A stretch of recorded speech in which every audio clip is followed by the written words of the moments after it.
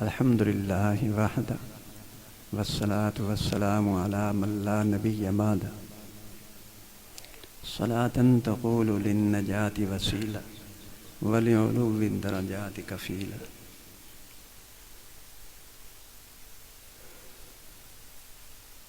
اعوذ باللہ من الشیطان الرجیم. بسم اللہ الرحمن الرحیم. الف لام میم ذالک الکتاب لا ریب فیہ ہدی للمتقین. قال النبی صلی اللہ علیہ وسلم اشراف امتی حملۃ القرآن واصحاب اللیل. آمنت باللہ صدق اللہ وصدق رسولہ النبی الکریم ونحن علی ذلک لمن الشاہدین والشاکرین والحمد للہ رب العالمین. اللہم صلی وسلم وبارک علی روح سیدنا محمد صلی اللہ علیہ وسلم فی الارواح. اللہم صلی وسلم وبارک علی قلب سیدنا محمد صلی اللہ علیہ وسلم فی القلوب. اللہم صلی وسلم وبارک علی جسد سیدنا محمد صلی اللہ علیہ وسلم فی الاجساد. اللہم صلی وسلم وبارک علی قبر سیدنا محمد صلی اللہ علیہ وسلم فی القبور. اللہم صلی علی سیدنا محمد وعلی آل سیدنا محمد وآلہ وبارک وسلم. سب حضرات نا ایک دفعہ نماز والا دروشی پڑھیں اور بچے خاص کر. اللہم صلی علی محمد وعلی آل محمد کما صلیت علی ابراہیم وعلی آل ابراہیم انک حمید مجید. اللہم بارک علی محمد وعلی آل محمد کما بارکت علی ابراہیم وعلی آل ابراہیم انک حمید مجید. میرے عزیز دوستو، یہ عظیم اور پروقار جو مجلس قائم کی گئی ہے، اس کی وجہ آپ حضرات پہلے سماعت فرما رہے ہیں کہ اس کی نسبت قرآن پاک کے ساتھ ہے، اور دوسرا آج کا دن یوم الامام ہے، تمام دنوں کا امام اور سردار دن ہے. اس مبارک دن میں اللہ پاک کے گھر میں آپ سب حضرات عظیم عبادت جمعۃ المبارک کی عبادت کے لیے تشریف لائے ہیں. کیونکہ مجھے جو بتایا گیا اور وقت کا تقاضا اور اس مجلس کی ضرورت بھی یہی ہے کہ اللہ پاک کے مبارک کلام کے متعلق کچھ بات عرض کر دی جائے. اسی کے متعلق میں نے قرآن پاک کی ایک آیت اور آپ علیہ السلام کا ایک مبارک فرمان عالی شان عرض کیا ہے. میرے عزیز دوستو، پہلے تو مختصر یہ بچے بھائی ذرا توجہ کریں، کیونکہ میں تو ان کے لیے نیت کر کے آیا ہوں. دعا کریں گے، یہ صرف حافظ نہیں بنیں گے بلکہ عالم بھی بنیں گے انشاءاللہ. بچے تو کہہ دیں، اگر والدین ہو تو ساتھ وہ بھی آمین کہہ دیں. اللہ اکبر. تو بات اصل یہ ہے، دیکھیے کہ اللہ پاک مالک ہیں، ہمارے خالق ہیں، پوری کائنات کے اللہ وارث بھی ہیں، اور اس ذات باری تعالیٰ نے اپنا کلام ہمیں عطا فرمایا ہے، اپنا مبارک کلام ہمیں عطا فرمایا ہے. تو جیسے اللہ بڑے ہیں، کوئی بڑا نہیں، اللہ بڑے ہیں، ایسی اللہ کا کلام بھی بڑا ہے، کوئی کلام اس سے بڑا نہیں ہے. ٹھیک ہے. تو اللہ تبارک و تعالیٰ کے پیارے کلام مقدس کی عظمت شان قرآن پاک خود بیان کر رہا ہے. ٹھیک ہے نا. ہم تو اس کے جیسے اشارے ہیں، ترجمہ کرنے والے ہیں، اور دوسرے اس مبارک قرآن پاک کی جو تفسیر ہیں وہ اللہ کے پیارے محبوب مدنی کریم صلی اللہ علیہ وسلم نے ہمیں عطا فرما دی ہے. تو آپ علیہ السلام کا مبارک فرمان عالی شان ہے. حضرات صحابہ کرام تشریف فرما ہیں. فرمایا، اے میرے صحابہ، تم میں سے کوئی عقیق یا بتہان کی مارکیٹ بازار میں چلا جائے صبح سویرے اور وہاں جا کر کاروبار کرے صبح سے شام تک، اور اس کاروبار میں اس کو اتنا منافع ہو کہ شام تک ایک اونٹنی کے برابر وہ منافع کما لے. صبح سے شام تک اونٹنی سمجھتے ہیں نا، آج کل تو ویسے میں 5-7 لاکھ میں ہے، اس وقت بھی ان کی پسندیدہ اور نعمت جو تھی اونٹنیاں تھیں، تو آپ نے اسی کی مزاج کے مطابق مثال ارشاد فرمائی کہ صبح سے شام تک ایک اونٹنی کے برابر منافع کما لے۔ فرمایا کہ اس سے بڑا منافع والا کام میں تمہیں بتاؤں، اس سے بڑا منافع والا کام آپ علیہ السلام فرما رہے ہیں، میں بتاؤں؟ ایک آدمی صبح سے شام تک قرآن پاک، کلام پاک کی صرف 3 آیتیں یاد کر لے، صرف 3 آیتیں یاد کر لے، تو اس کا ثواب، اس کا منافع اس اونٹنی کے ثواب سے بڑھ جائے گا۔ 3 آیتیں، 3 آیتیں ایک دن میں، اور ایک دن کا منافع اس سے بڑھ جائے گا۔ تو میرے عزیز بات یہ عرض کرنی ہے، یہ ہمارے طلباء کرام ہیں، اللہ ان کی زندگی علم عمل میں اور برکتیں عطا فرمائے، اور ان کے اساتذہ کے بھی علم عمل میں، عزت میں اللہ اور احترام میں برکتیں عطا فرمائے۔ انہوں نے 3 آیتیں نہیں پڑھی، کمزور سے کمزور بچہ بھی روزانہ کم از کم 3 آیتیں گھر یاد کر کے جاتا ہے۔ اور آج یہ جو شہزادے آپ کے سامنے تشریف فرمائے، ان کے والدین بھی ہوں گے، یقیناً مبارکباد کے مستحق ہیں۔ انہوں نے قرآن پاک اپنے سینے میں پورا ہی یاد کر لیا ہے، حفظ کر لیا ہے۔ تو انہوں نے 3 آیتیں نہیں، 30 آیتیں نہیں، 300 آیتیں نہیں، بلکہ کتنی آیتیں؟ 6666 بول دیں، 6666 آیتیں اپنے سینے میں محفوظ کر لی ہیں۔ کس کی؟ کلام الہی کی، اللہ کے کلام کی ان کے سینے میں 6666 آیات مبارکہ ہیں۔ اس لیے اللہ کے سچے پیغمبر محمد عربی کریم صلی اللہ علیہ وسلم کیا فرماتے ہیں؟ اشراف امتی، اشراف امتی حملۃ القرآنی، کہ جو میری امت کا، فیصلہ آباد کا نہیں، معاف کرنا، پاکستان کا نہیں، یا کسی اور بڑے ملک کا نہیں، ایک دور کا نہیں، آپ کی امت آج سے 1450 سال پہلے جو شروع ہوئی اور قیامت تک رہے گی، فرمایا اس پوری امت آپ علیہ السلام کی ہے۔ ان سب میں سے اشراف امتی، اشرف عظیم VIP طبقہ کون سا ہے؟ حملۃ القرآن، جنہوں نے قرآن پاک حفظ کر لیا۔ اللہ کے پیارے محبوب کا فرمان سمجھ میں آ گئی کہ یہ عالی شان قرآن جس کو مل گیا، فرمایا میری امت کا وہ عظیم طبقہ ہے۔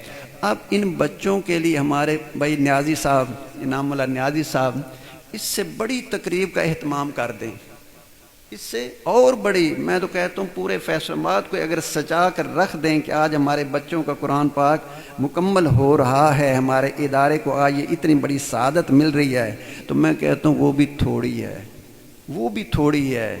اگر میں کہتا ہوں ان کے پاؤں میں یہ ریڈ قالین بچھا دیں، وہ بھی عام ہے، اس لیے کہ اللہ کے سچے محبوب پیغمبر ارشاد فرماتے ہیں کہ جب یہ قرآن پڑھنے والا بچہ گھر سے نکلتا ہے تو اللہ کے نورانی فرشتے ان کے پاؤں کے نیچے اپنے پر بچھا دیتے ہیں۔ کوئی بدل دنیا میں اس کا بدل ہے کہ نورانی فرشتے جن کے پاؤں کے نیچے سب سے عقید چیز نیچے مٹی ہوتی ہے، پاؤں ہوتے ہیں، تو پاؤں کے نیچے پر بچھا رہے ہیں۔ اب آپ انصاف سے بتائیے کیا اس سے بڑا ہم کو اہتمام کر سکتے ہیں؟ اس سے بڑی کوئی نہیں۔ اور ہم ان کی کیا تعریف کر سکتے ہیں جب اللہ پاک نے خود ان کی تعریف فرمائی ہے۔ اور میرے عزیز آپ علیہ السلام شاہ فرماتے ہیں کہ ان کے لیے تو میرے دائیں بائیں یہ علماء حضرات، یہ حفاظ کرام، اللہ کے سچے پیغمبر فرماتے ہیں کہ ان کے لیے پانی کے جانور بھی دعائیں کرتے ہیں۔ ان کی تعریف میں پورے خلا کے پرند چرند جو ہیں رطب اللسان ہیں، ہر شے، حتیٰ کہ یہ بلوں میں رہنے والی چونٹیاں بھی ان کی تعریفیں کرتی ہیں۔ تو میرے عزیز میں یا کوئی عالم ان کی کیا تعریف کر سکتا ہے؟ آپ علیہ السلام جو فرما رہے ہیں کہ ان کی تعریف میں تو ہر شے رطب اللسان ہے، تو اللہ پاک نے یہ شان والا عالی شان کام ان کو عطا فرمایا ہے، تو ہم لوگ تو عاجز ہیں کہ ان کے ہم کوئی تعریف کر سکیں۔ میرے عزیز، اس کے ساتھ قرآن پاک کا ایک حق اور بھی ہے، قرآن پاک پڑھنا، قرآن پاک سمجھنا۔ سمجھنے کے لیے ہم آگے کتابیں پڑھتے ہیں اور طلباء کو پڑھاتے ہیں، حدیث شریف کی کتب پڑھتے ہیں، قرآن پاک کی سمجھ میں آتی ہے۔ اب یہ ارادہ والدین بھی کر کے جائیں، بچے بھی کر کے جائیں کہ ہم نے آگے پڑھنا ہے۔ اس کا تیسرا حق یہ ہے کہ قرآن اللہ کا کلام ہے، اس کے کچھ معارف بھی ہیں، اس کی کچھ کیفیات بھی ہیں، اس کے کچھ فیوز و برکات بھی ہیں اس قرآن پاک کے۔ علماء میری بات سمجھ رہے ہیں، آپ حضرات کو میں عرض کر رہا ہوں کہ اس کی کیا کیفیات ہیں۔ جو قرآن پڑھتے ہیں، قرآن پڑھنے کے بعد اس کو علوم حاصل کرتے ہیں، اس کے بعد کسی اللہ والے عارف کے ساتھ نسبت قائم کرتے ہیں تو اس قرآن پاک کے فیوز و برکات ملتے ہیں، اس کلام الہی کی روحانیت ملتی ہے۔ اللہ کے گھر میں بیٹھ کے میں صحیح بات عرض کر رہا ہوں، پھر پتہ چلتا ہے کہ ھذا کلام ربی۔ علماء بھی بات سمجھیں، ھذا کلام ربی، کس کا کلام ہے؟ میرے اللہ کا کلام ہے۔ اللہ کی شان عظیم ہے، اس عظیم والی شان سے جب اس کے فیوز اترتے ہیں، تجلیات کا نزول ہوتا ہے پڑھنے والے کے سینے پر، خدا کی قسم کھا کے کہتا ہوں کہ دنیا میں اس سے بڑی کوئی لذت ہی نہیں ہے۔ دنیا کی بات، محلات، یہ دولتوں کی بہت بڑے جیسے تجوریاں، بینک کے بینک لٹا دیں، اس سے بڑی کسی کو کہیں لذت نہیں ملے گی، نہ بچوں میں، نہ بیویوں میں، نہ گھروں میں، نہ کہیں ایسی عیش اور راحت نہیں ملے گی جو قرآن پاک کی یہ اللہ کے پیارے بندوں کے ذریعے راحت اور فیض آگے چلتا ہے۔ جناب نیازی صاحب، ایک واقعہ میں تھوڑا عرصہ پہلے کا، تھوڑا عرصہ، ہمارے سینیٹر ہیں، اللہ اکبر، حسین احمد، ان کے والد ہیں، ان کا نام ارض محمد، فوت ہو چکے ہیں، بہت بڑے عالم تھے۔ فرماتے ہیں کہ میں یہاں سے پڑھنے گیا دیوبند، اور ہمارے استاد تھے حضرت حسین احمد مدنی رحمۃ اللہ علیہ۔ فرماتے ہیں کہ میں آخری سال میں تھا، دورے کے سال میں تھا، کہ مجھے رات کو خواب میں نا ایک عجیب منظر نظر آیا، ایک عجیب منظر نظر آیا۔ وہ کیا؟ فرماتے ہیں کہ جو میری کلاس کے طلباء، جو میرے ساتھی ہیں، میں ان کو دیکھ رہا ہوں کہ وہ آسمان پر گھوڑوں پر سوار ہو کر پرواز کر رہے ہیں، آسمان کی طرف گھوڑوں پر سوار ہو کے پرواز کر رہے ہیں۔ میں نیچے زمین پر کھڑا ہوں، میں زمین پر کھڑا ہوں، میرے کلاس کے دوسرے ساتھی وہ سارے آسمان کی طرف سفر کر رہے ہیں۔ مجھے حیرانگی بھی ہوئی، پریشانی بھی ہوئی، ہیں میرے کلاس فیلو ساتھی ہیں، یہ تو فضا میں سفر کر رہے ہیں، میں زمین پر کھڑا ہوں، ماجرا کیا ہے؟ کہتے ہیں اتنی پریشانی مجھے لگی کہ میری آنکھ کھل گئی۔ میں سوچتا رہا کہ فرق کیا ہے۔ یہی بچے کلاس میں بیٹھتے ہیں، ان کو اللہ یہ شان والا مقام عطا فرما رہے ہیں کہ اس کی طرف یہ سفر گھوڑوں پر کر رہے ہیں، اور میں اس زمین پر کھڑا ہوں، فرق کیا ہوں؟ سوچتے سوچتے فرماتے ہیں کہ جب میں کلاس میں گیا تو مجھے یہ چیز شرح صدر ہوئی، اوہو کتنا بڑا فرق ہے، کتنا بڑا فرق ہے کہ میں نے قرآن پاک تو پڑھ لیا، میں نے احادیث رسول اللہ صلی اللہ علیہ وسلم تو پڑھ لی ہیں، لیکن ایک کام میں مجھ سے آگے بڑھ گئے جس وجہ سے میں زمین پر ہوں اور ان کی پرواز آسمانوں کی طرف ہے۔ وہ کام کون سا ہے کہ انہوں نے علم کے ساتھ روحانی نسبت حضرت حاجی حسین مدنی رحمۃ اللہ علیہ سے کر لی ہے۔ ان کی نسبت سیدنا حسین مدنی رحمۃ اللہ علیہ سے ہے، اور میں آج تک اس سے محروم ہوں، میں نے ادھر سوچا بھی نہیں۔ تو اب تو دل میں ایسی تڑپ پیدا ہوئی کہ میں اس کام کو پہلے کروں گا۔ جب حضرت تشریف لائے، بخاری شریف کے بغل میں ہے، کلاس میں بیٹھے تو میں نے پہلا یہی کام کیا، میں نے ان سے عرض کیا حضرت میں نے آپ سے بیعت کرنی ہے، حضرت میں نے آپ سے بیعت کرنی ہے۔ اللہ اکبر۔ حضرت فرمانے لگے بھائی اب تو کلاس میں ہوں، یہاں تو یہ کام ہو نہیں سکتا، تو عصر کے بعد نا اور لوگ بھی آتے ہیں، تو بھی عصر کے بعد چھٹی ہوتے ہیں نا عصر سے مغرب تک، عصر کے بعد تو بھی میرے کمرے میں آ جانا۔ فرماتے ہیں کہ میں نے بڑی تڑپ کے ساتھ بڑی انتظار میں نے وہ وقت گزارا، اور عصر کے بعد میں حضرت کے کمرے کی طرف رواں دواں۔ حضرت کے کمرے میں جب گیا تو وہ تو پہلے فل ہے، جیسے آپ کا یہ حال ماشاءاللہ مسجد کا آج تنگ ہو رہا ہے نا، فل ہے۔ اللہ کرے ہمیشہ ایسے فل رہے، قرآن کی برکت ہے، نسبت ہے۔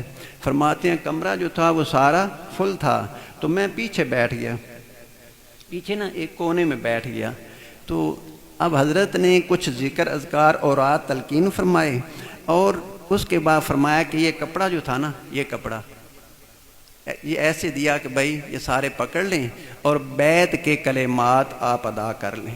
بیت کرتے ہیں نا، یہ ایک طریقہ ہاتھ سے کرتے ہیں، دوسرا طریقہ کپڑا بھی پکڑ کے کرتے ہیں، تیسرا طریقہ مجمع زیادہ ہو تو ویسے ہی الفاظ بیت کے کہلوا دیتے ہیں، وہ اس نسبت میں لوگ آ جاتے ہیں جو ان کے بتائے ہوئے ذکر اذکار کرتے رہتے ہیں۔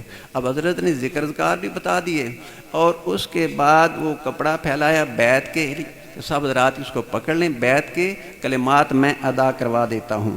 آپ فرماتے ہیں وہ عرض محمد، میں چونکہ دور تھا اور کپڑا پیچھے ختم ہو گیا، میرے تک پہنچا نہیں۔ میں تو بڑا مایوس ہوا، اتنی محنت کی اور میں انتظار کرتا رہا، اب میں تو حضرت سے دور بیٹھا ہوں، مجھ تک کپڑا ہی نہیں آیا، میری بیعت کیسے ہوگی؟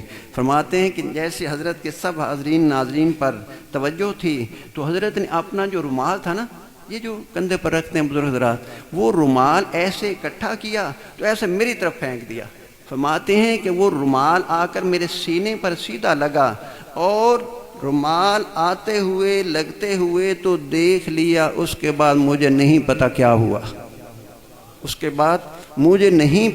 ہوا، جب مجھے کوئی پتہ چلا، کوئی سمجھ آئی، کوئی ہوش آئی، تو میں نے دیکھا کہ کمرہ تو خالی ہے، کمرہ ہی خالی ہے۔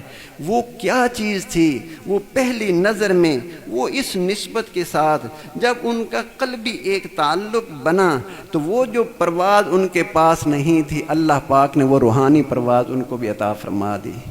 تو یہ اہل اللہ کی میں بات یہ کر رہا تھا، اللہ کرے آپ کو ذوق نصیب ہو جائے، طلباء کو، علماء کو یہ ذوق نصیب ہو جائے۔ تو قرآن پاک کا تیسرا وصف کیا ہے کہ اس کے جو روحانی فیوض و برکات ہیں ان کو حاصل کرنا، تجلیات نصیب ہوتی ہیں۔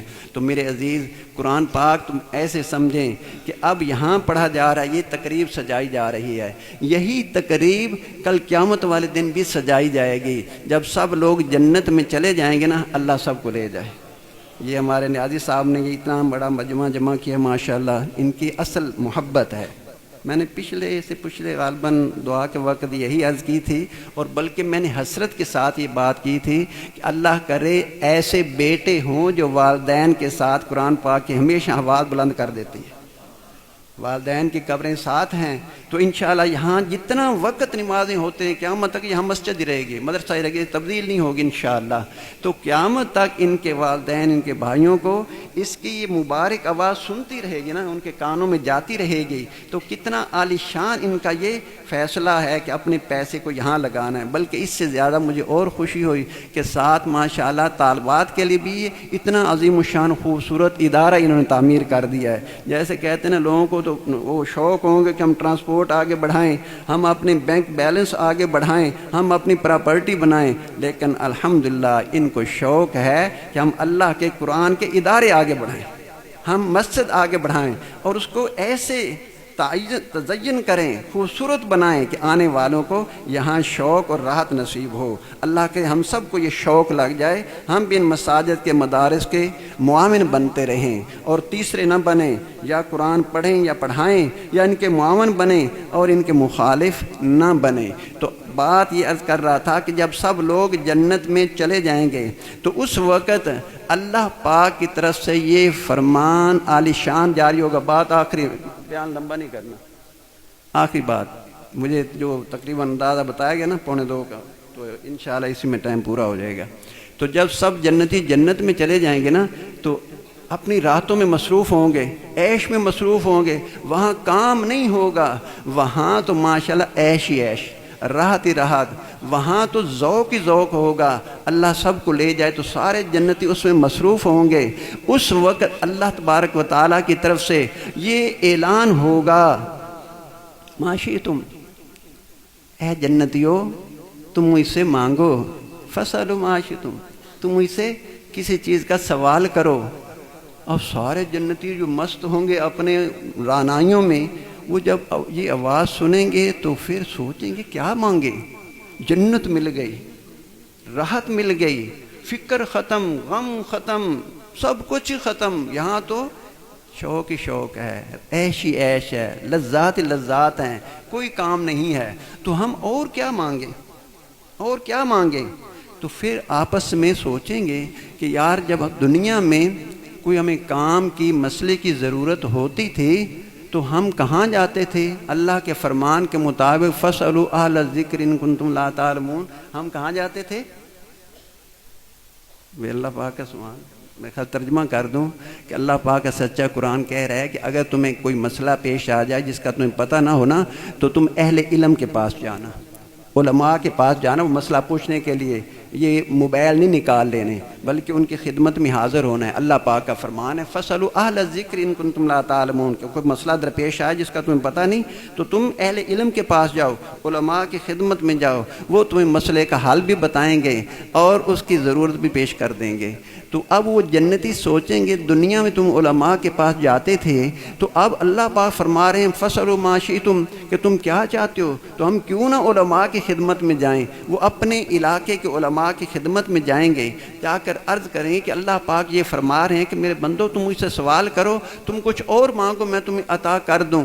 تو اس وقت علماء فرمائیں گے کہ اللہ پاک کا مبارک فرمان عالی شان ہے کہ میں جنت بھی عطا کروں گا، اپنے پیاروں کو جنت بھی عطا کروں گا، حل من مزید، اس پر مزید نعمتیں عطا کروں گا۔ تو یہ مزید نعمت جو ہے نا وہ ایک ہی ہے، اللہ کا دیدار مانگ لیں۔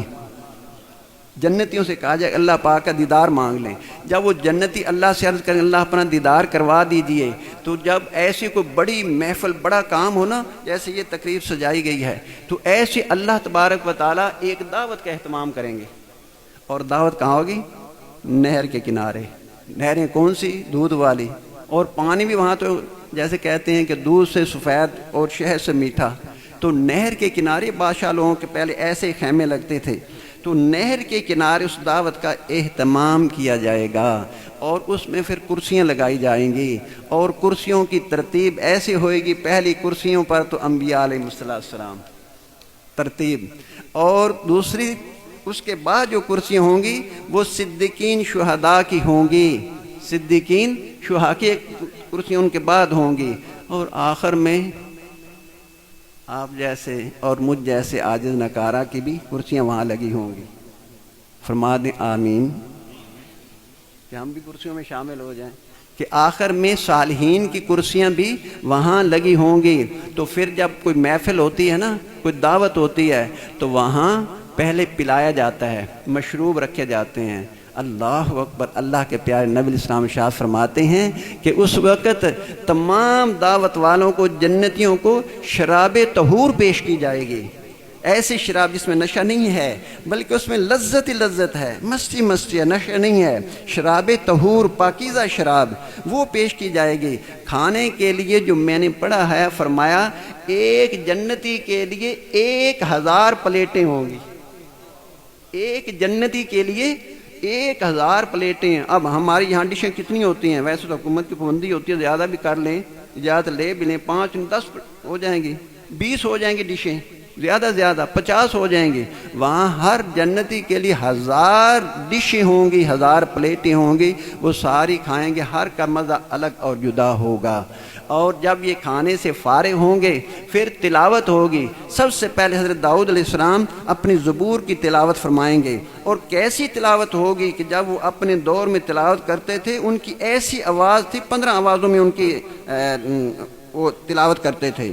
تو فرمایا کہ ان کی وہ تلاوت کے ساتھ پہاڑ بھی جھومتے تھے، درخت بھی جھومتے تھے، حتیٰ کہ وہ پرندے آ کر وہاں بیٹھ جاتے ان کے قریب، وہ بھی جھومتے تھے جب وہ تلاوت کرتے تھے۔ زبور کی تلاوت فرمائیں گے، اور اس کے بعد قربان جائیے اللہ رب العالمین خود سورہ یاسین کی تلاوت کریں گے۔ اور اب یہ تھوڑا سا ارادہ کر کے جائیں کہ یہ اللہ کے پیارے محبوب کا فرمان ہے، تمنا ہے، فرمایا کہ میرا دل یہ چاہتا ہے کہ یہ سورہ یاسین میرے ہر امتی کے سینے میں ہو، کم از کم یہ یاد کر لینا اور پڑھنا روزانہ معمول برکت کا باعث بھی ہے۔ تو اللہ پاک اس کی تلاوت فرمائیں گے، کیسا ماحول ہوگا کہ اللہ پاک تلاوت فرما رہے ہیں سورہ یاسین کی، قرآن پاک کی، اور اس کے بعد اللہ اکبر اللہ اکبر، اللہ کا دیدار نصیب ہوگا۔ اللہ ہم سب کو نصیب فرمائے۔ اور دیدار کی کیفیت یہ ہوگی، حضرت امام ربانی مجدد الفسانی رحمۃ اللہ علیہ فرماتے ہیں کہ وہ دیدار جو ہے جتنی دنیا میں دل کو صاف کر لیا ہوگا، دنیا کی لذات شہوات ہوس سے اپنے دل کو پاک کر لیا ہوگا، اتنا ہی وہ واضح اور صاف اللہ پاک کا دیدار نصیب ہوگا۔ اور دوسری بات یہ آپ سب کے لیے ہے، یہ بات پلے باندھ کے لے کے جائیں، ہو سکے تو لکھ کے لے جائیں تاکہ آئندہ بھولے نہیں۔ حضرت شیخ الاسلام مفتی محمد طیب صاحب رحمۃ اللہ علیہ فرماتے ہیں کہ اس وقت جو ترتیب ہوگی بیٹھنے کی، فرمایا سب سے قریب اللہ پاک کے ان کو جگہ ملے گی جو جمعے والے دن جلدی آتے ہیں، امام کے قریب بیٹھ کر اس کی باتیں سنتے ہیں۔ سمجھ آ گئی؟ میں دوبارہ دہرا دیتا ہوں۔ حضرت مفتی شیخ الاسلام قاری محمد طیب صاحب رحمۃ اللہ فرماتے ہیں، اس سے نقطہ، اس حدیث شریف سے وہ نقطہ آگے نکالتے ہیں کہ اس وقت جنت میں وہاں بھی درجے تو ہیں، تو وہاں فرمایا اللہ کے دیدار کے لیے وہ لوگ قریب ہوں گے جو جمعہ والے دن جلدی آتے ہیں اور امام خطیب کے قریب ہو کر بیٹھتے ہیں اور توجہ سے اس کی باتیں سنتے ہیں، وہ قریب ہوں گے۔ یاد رہے گی نا بات؟ یہ نہیں کہ نماز کا ٹائم ہو گیا جاتے ہیں 2 رکعتیں ادا کریں چلے جائیں گے، نہیں بھائی نہیں، بلکہ جلدی آنا ہے، قریب بیٹھنا ہے۔ اور دوسری بات اتنی عالی شان جو میں نے پہلے عرض کی ہے کہ یہ نماز جتنی توجہ خشیت کے ساتھ پڑھی جائے گی، تو فرمایا کہ یہ جتنی خشیت اس میں ہوگی، ذوق ہوگا، اسی خشیت کے ساتھ اللہ پاک کا دیدار مکمل اس سے ملے گا، مکمل دیدار جیسے تجلیات کے ساتھ اس کو برداشت کریں گے جو نماز میں یکسوئی اختیار کرے گا۔ تو آج ارادہ لے کر جائیں، یہ بچوں کے مبارک جو اتنی بڑی عالیشان تقریب ہے اور دعا کا موقع بھی ہے، اب تھوڑا سا اس میں نا ذکر کریں گے، اور دعا جو ہے وہ ساری بعد میں ہوگی، بچوں کی ہوگی اب دستار بندی، اس کے بعد جمعہ کا فرض ادا کیا جائے گا، اس کے بعد دعا کریں گے۔ سب حضرات دعا کر کے جانا، اور یہ دعا ساتھ کر کے جانا کہ آئندہ میں پہلے تو لیٹ آتا رہا، آئندہ لیٹ نہیں آؤں گا، آئندہ تو جیسے پہلی اذان شروع ہوگی تو کوشش کروں گا مسجد میں آنے کی۔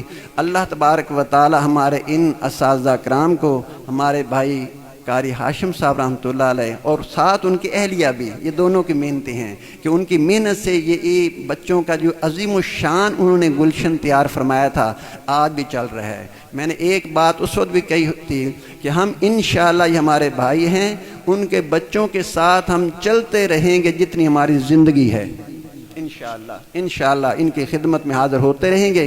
آپ یہ ارادہ کر لیں کہ ہم بھی اس کے ساتھ ملے رہیں گے، ادارے کے ساتھ، اور اس مسجد میں ان کے ساتھ ہم بھی معاون بنے رہیں گے، تو انشاءاللہ یہی ادارہ اسی مسجد کے دور دیوار کر اللہ پاک ہمارے لیے گواہی دیں گے کہ اللہ یہ تیرے بندے یہاں آتے تھے، نمازیں پڑھتے، قرآن پڑھتے، پڑھاتے تھے، بچے پڑھتے تھے، اللہ ہماری طرف سے ان کے حق میں شفاعت قبول فرما لے۔ ٹھیک ہے، یہ نیت لے کے جائیں۔ تو ابھی پہلے یہ کام کریں، جیسے میں بزرگوں کا ایک طریقہ بھی ہے، سب حضرات متوجہ ہو کر دل کے دھیان کے ساتھ اور اپنے یقین کے ساتھ توبہ کے کلمات میں کہلاتا ہوں، آپ نے سب نے کہنی ہے، ٹھیک ہے، اور یہ نیت کرنی ہے کہ جو پہلے غلطیاں ہوگی اللہ معاف فرما دے، میں توبہ کرتا ہوں اللہ مجھے معافی عطا فرما دے۔ اور اس کے ساتھ اور بھی بات عرض کروں، جو صاحب نسبت ہے ان کو مبارک ہو، جو صاحب نسبت نہیں ہے، کسی صحیح اللہ وارث تعلق نہیں ہے، وہ بیعت کا ارادہ کر لیں، انشاءاللہ میرا اللہ ابھی اس کو اسی مجلس میں ہی، اس مبارک مجلس کی فیوز و برکات عطا فرمائیں گے۔ قرضہ نہیں ہے، ادھار نہیں ہے، اسی مجلس میں اگر کوئی ایسا شخص ہے کہ جس کی کس سے نسبت نہیں ہے، وہ نیت بیعت کی کر لے۔ تو آپ توجہ کے ساتھ پڑھیں، بچے پڑھیں، زیادہ شور نہیں کرنا۔ پڑھیے بسم اللہ الرحمن الرحیم، لا الہ الا اللہ